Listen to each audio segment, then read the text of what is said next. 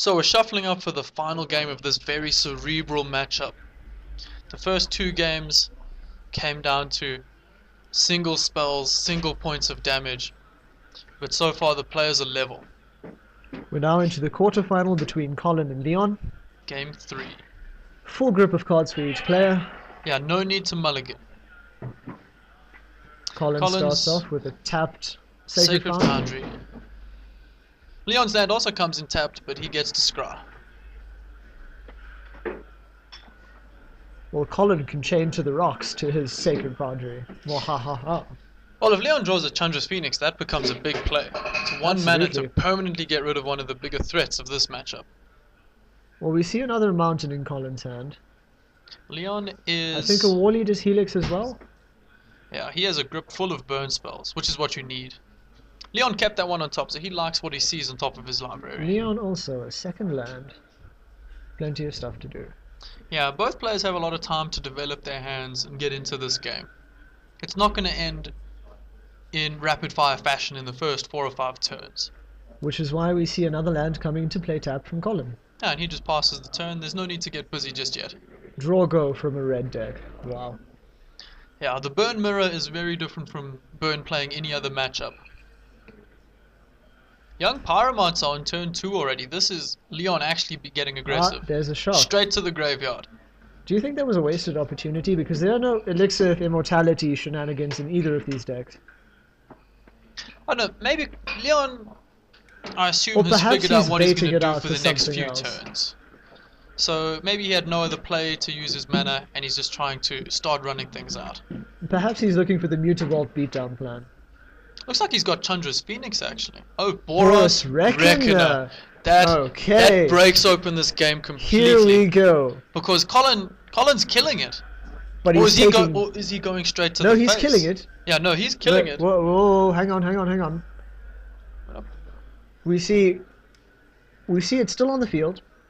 Yeah, so But the he's lightning gone, strike is he's now in gone the straight to graveyard. the face. Colin has just burned Leon for 3 damage. Yeah, he's leaving the Reckoner. If he burns that Reckoner, he takes the same amount of damage.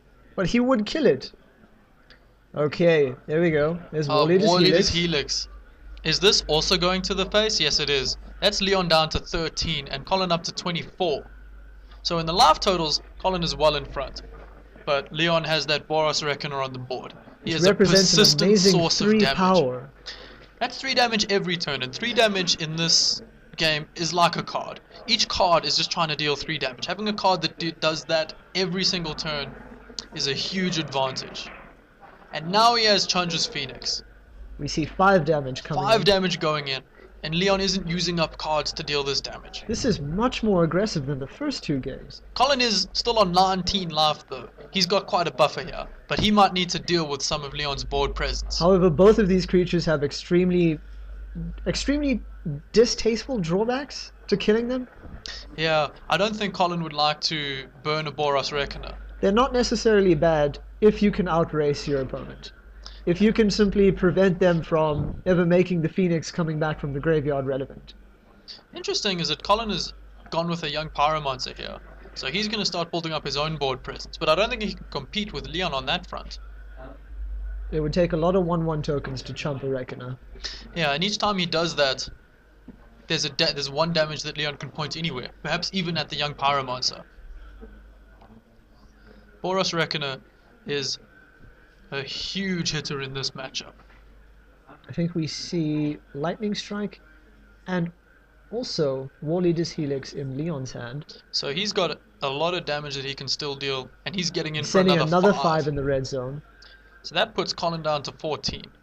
Leon's on 13, but with that board presence, he must be feeling quite Oh, confident. He's not done yet. Searing Blood! So that takes care of the young Pyromancer and deals 3 damage to Wait, Colin. we see Skullcrack, which at least gives Colin a token. Yeah, he does get 1 token, and he gets to take Leon down to 10. But Colin's going to dip all the way to 11, and Leon still has an intimidating board. This game might well be over much more quickly than the last 2 that we just saw. When the Boros Reckoner and the Searing Blood came down, it really shook us up. I believe Colin just drew into a Boros Charm, was it? Yeah, that's another 4 damage that he can go after Leon's life total with. But he can't use it to do anything about Leon's board. Remember, it's also got other modes. Indestructible could be relevant. That just gives him a that would let him He'd have keep to. an elemental token Well, he'd have while to land jumping a other reckoner. creatures first. No, I think that in this matchup, Boros Charm has just one mode, and that's 4 damage to the face. I think it could be very relevant in saving your. Well, if he had had that a turn earlier, and maybe he could have used it to save his elemental. Oh, his young Pyromancer. And Or made his a young token at the Pyromancer, same sorry. time. And if he saves his young Pyromancer like that, the Searing Blood's other clause doesn't trigger and he saves himself 3 damage. That would be a good use of a Boros Charm.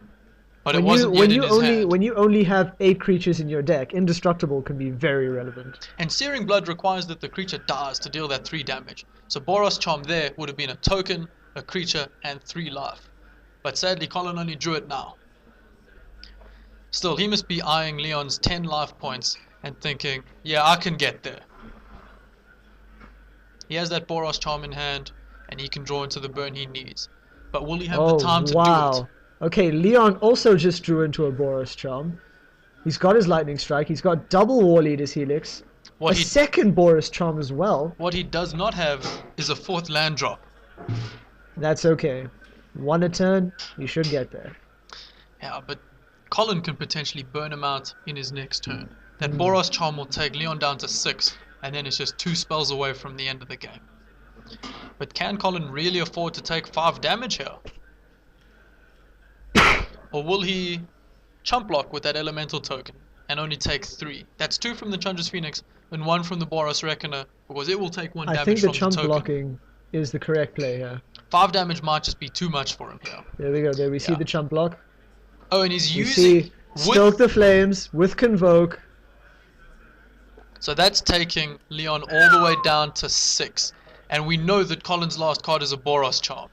End of turn Boros Charm. Hope to top deck a burn spell. Yeah, so that green sleeved card on top of Colin's library will determine which way this game goes. Because Leon's going to go down to 2 and Colin's going to get a draw step. If Colin blanks on this though, Leon has him dead next turn. Are we going to see the end of... There we go. There we go. Leon's on 2 and Colin has 1 more draw step. Waiting for a top deck. Yeah, this card decides Rip the it game onto the table. And the match. This determines which of these players will go through to the semi-final. Make it interesting. Colin's... Chain to the rocks. No, it is a Temple of Triumph. It does nothing for Colin. Unlucky. Unlucky. Is that the end of the game? That is it. Yeah. There we go. Yeah, Leon has more than enough to get it done there. What a game. Comes down to one what last an explosive card. Third Can put the game either way. This puts Leon through to the semi-final though. He's now within 2 matches of a ticket to France. Can Leon do it? We've been watching him all day, and I'm hoping he can get there. I really appreciate the name that we've given this, the WMCQ at Chialan's Gaming Lounge, the journey of Leon. The rise of Leon. Will he...